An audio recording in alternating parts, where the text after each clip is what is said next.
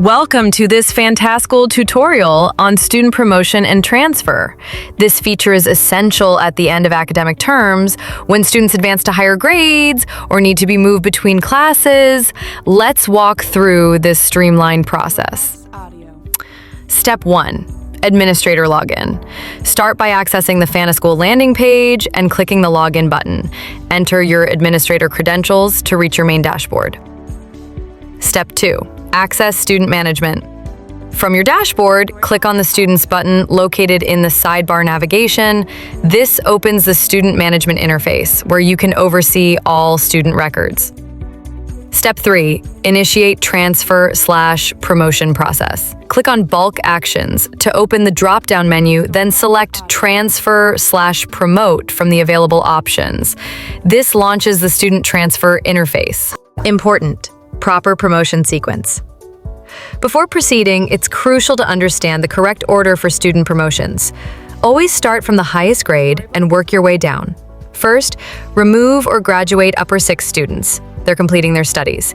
Then, transfer lower 6 students to upper 6. Next, move Form 5 students to lower 6th. Continue this pattern. Form 4 to Form 5, Form 3 to Form 4, and so on.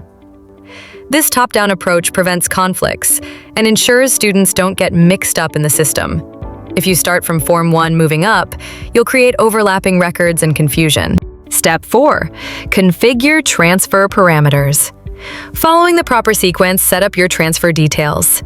Select the current class and section, starting with the highest grade. Choose the destination class and section where students will be promoted.